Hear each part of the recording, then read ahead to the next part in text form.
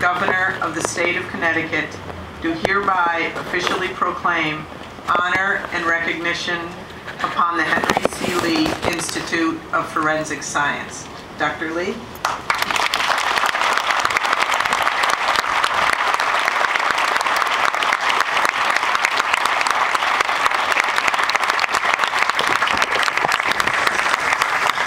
Thank you so much. Thank you. Where's my speech?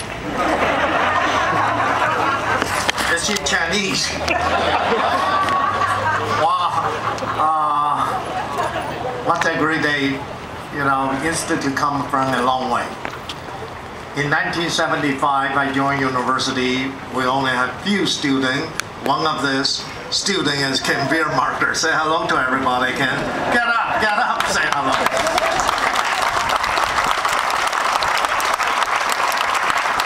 We don't have any laboratory space, and a couple of students. We have saws and hammers and nails, and we carve a little tiny, about 100 feet, square feet, place in chemistry laboratory, little area. That's a forensic laboratory we started.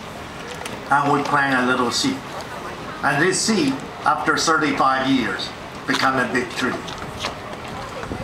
And bear so many fruits. Over the years, we have 61 countries. Students, police officers, judges, lawyers come to here to study, to visit.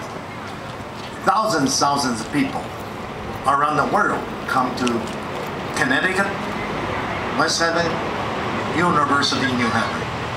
And those all become their own seed. Many have become tree now, many countries. The people running their forensic laboratory are UNH graduates. For that, I really want to thank the UNH administration, of course the faculty, student, alumni for their work together.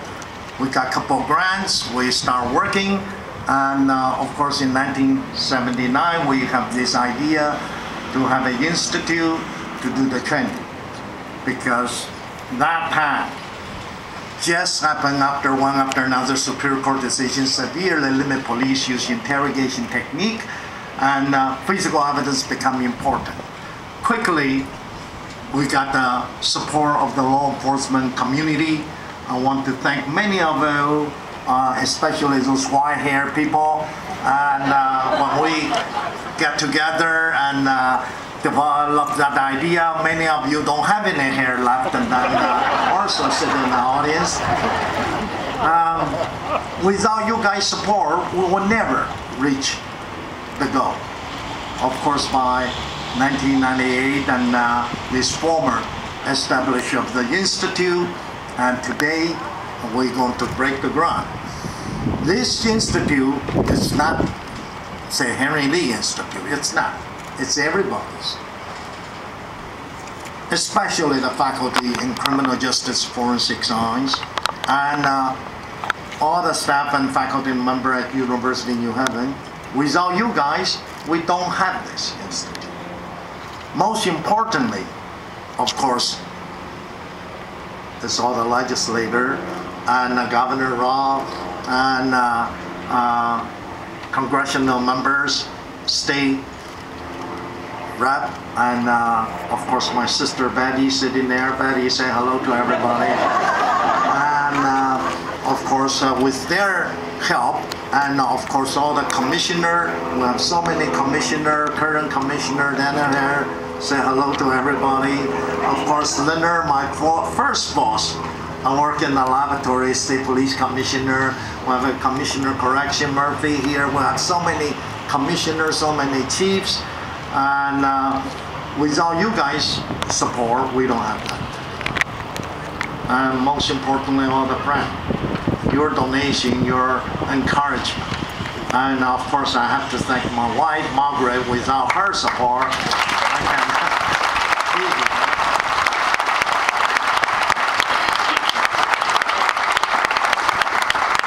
And I want to invite you to come back a year later to see this wonderful miracle. It's a very vision not for myself, for everybody here, sit in the podium, sit in the tent and outside, many of you here, and that vision you're going to see not going to be just a regular learning center. Everything going to be touch screen, new technology. We're going to introduce 36 discipline area of forensic science by touch screen. Because the budget, we're only going to have, what, 15,000 square foot compare before I have 100 square foot. That's a big improvement. But what we're going to use, I want to again thank the designer and the construction company bought our idea. We're going to have a three-dimensional virtual interactive crime scene training. Right now, the crime scene training room is static. You have a bureau, you have a bag, you have a body, you have a lot of blood stand. Student go in, try to collect stuff. That's the most basic stuff. The new one, you walk in, say shooting. You're going to have a visual three-dimensional shooting scene. You're going to have a bullet hole, blood spatter, you're going to have casing, student going to learn how to reconstruct. Now after he finished, we're going back original how the shooting take place. So they know what the mistake they made. The blood spatter no longer drop a couple of red inks. Now we're going to have the visual fluid to see what's the dynamic, to see what's the physics, to actually learn how to solve the case with science. We have a laboratory, visual laboratory, because otherwise we need 20 laboratory. We just one, which can say today a DNA, and on the screen, the DNA, on the wall, DNA will teach you how to collect DNA, how to extract, how to amplify DNA. Tomorrow can be a drug lab, day after tomorrow can be hair. And especially those people who don't have hair, you can learn hair. It's a wonderful, wonderful training tool. Also, we're going to have a lot of new technology. We got quite a few federal grants. I want to thank our congressional delegates to helping us. We just purchased the most advanced ground penetration radar. Let's say future Orange Police Department need a ground penetration radar to look at the very body. Where to go? You can call the institute. We can lend you the ground penetration radar. Also, our faculty can help you out to operate. Let's say we need a copper laser, bullet trajectory.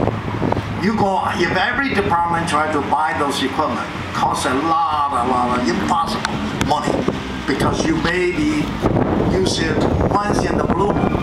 But with the National Crime Scene Center, we're going to have all this new technology ready to serve the community.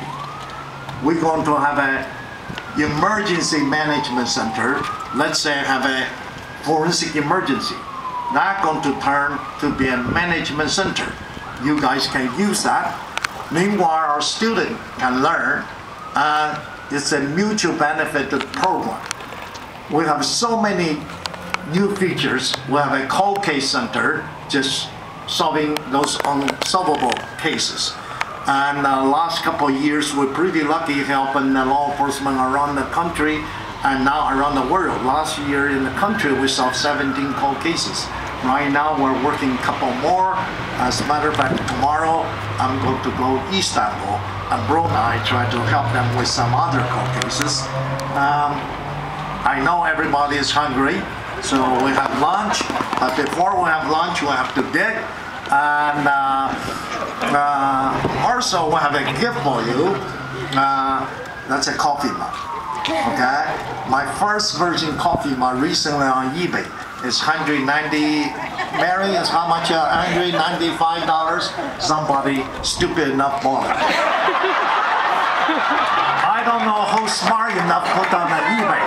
So this coffee mug is special, very special. It's a thermal coffee mug, just like the beer bottle. Beer bottle, when you cold, change color. This one, when you top, change color. So make sure you get your gifts. And again, I want to thank everybody, especially the alumni, students, and faculty. Without you guys, impossible to make this. Thank you very much.